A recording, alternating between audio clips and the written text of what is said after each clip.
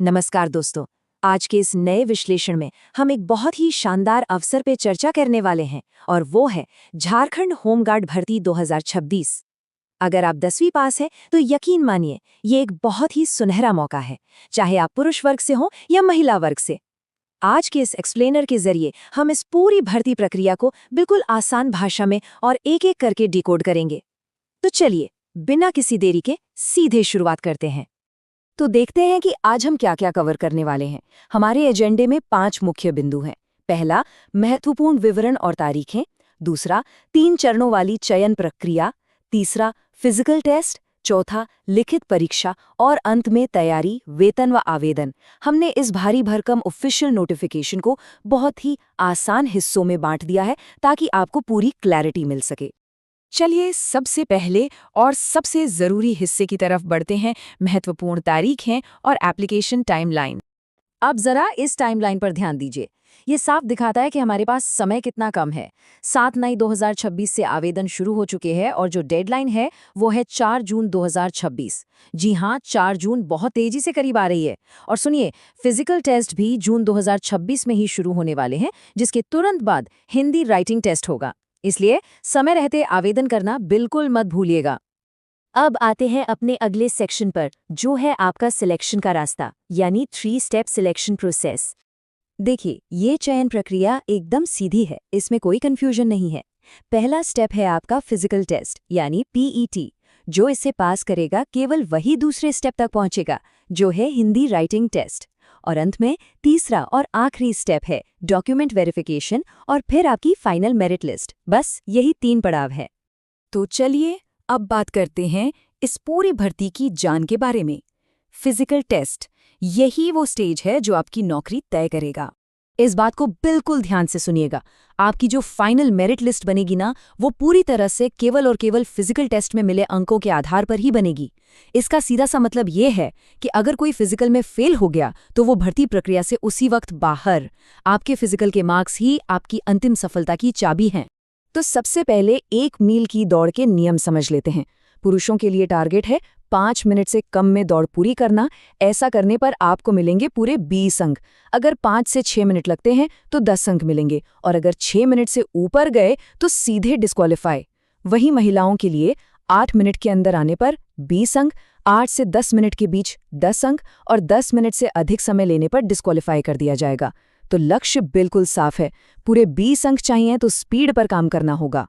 दौड़ के बाद बारी आती है हाई जंप यानी ऊंची कूद की।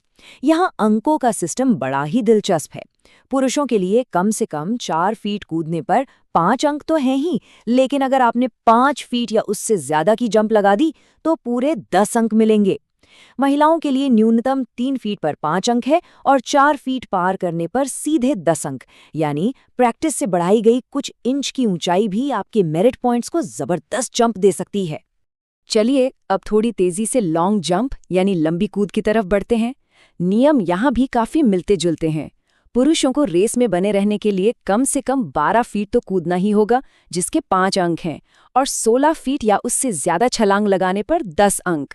महिलाओं के लिए न्यूनतम दूरी 9 फीट है, जिस पर 5 अंक मिलेंगे, और 13 फीट से अधिक कूदने पर पूरे 10 अंक प्राप्त होंगे। और फिजिकल टेस्ट का आखिरी टास्क है शॉटपुट यानी गोला फेंक। पुरुषों को 16 पाउंड का भारी गोला कम से कम 16 फीट दूर फेंकना होगा। महिलाओं के लिए 10 पाउंड का गोला है, जिसे कम से कम 10 फीट दूर फेंकना होगा। अब यहाँ एक सख्त चेतावनी है, अगर इस मिनिमम दूरी से आप थोड़ा सा भी कम रह गए ना, तो सीधे 0 अंक मिलेंगे। इसलिए ताकत पूरी लगानी है। अब आते हैं अगले पड़ाव पर, जिसे सुनकर आपकी टेस्ट वाली टेंशन थोड़ी कम हो जाएगी। Hindi writing test. देखिए, इस टेस्ट का सिलेबस आपके लोकेशन के आधार पर अलग अलग सेट किया गया है। ग्रामीण यानी रूरल उम्मीदवारों के लिए इस टेस्ट का स्तर केवल 7वीं कक्षा तक का होगा, जबकि शहरी या अर्बन उम्मीदवारों के लिए यह कठिनाई का स्तर 10वीं कक्षा तक का रखा गया है। इस लिखित परीक्षा को लेकर सबसे बड़ी राहत की बात पता है क्या है? 100 अंकों के इस टेस्ट में पास होने के लिए आपको सिर्फ 30 अंक चाहिए। और उससे भी अहम बात, ये टेस्ट केवल क्वालिफाइंग नेचर का है। इसके अंक आपकी मेरिट लिस्ट में बिल्कुल नहीं जुड़ेंगे। ये सिर्फ आपकी बेसिक हिंदी लिखने की क्षमता चेक करने के लिए है। इसका सीधा सा मतलब यह है कि आपका पूरा फोकस और एनर्जी आपकी फिजिकल ट्रेनिंग पर ही होनी चाहिए। चलिए अब बढ़ते हैं अपने आखिरी और सबसे रोमांचक सेक्शन की तरफ, तैयारी, वेतन और आवेदन। देखिए, किसी भी कड़ी मेहनत का सबसे बड़ा मोटिवेशन होता है उसका रिजल्ट, सही कहा ना?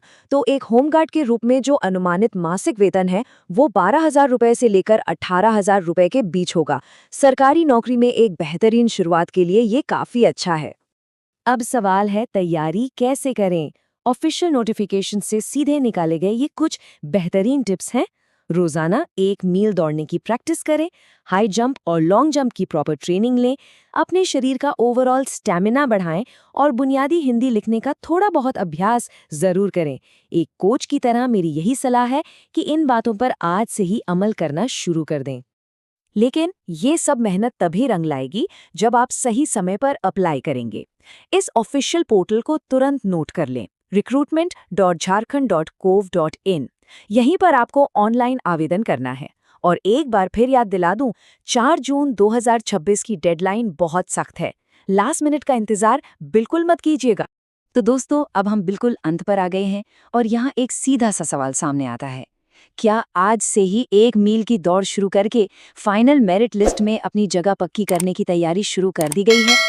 सारी जानकारी शीशे की तरह साफ है, अवसर बहुत बड़ा है और अब बस मैदान में उतरने की देर है। आज के इस विश्लेषण में हमारे साथ जुड़ने के लिए बहुत बहुत धन्यवाद।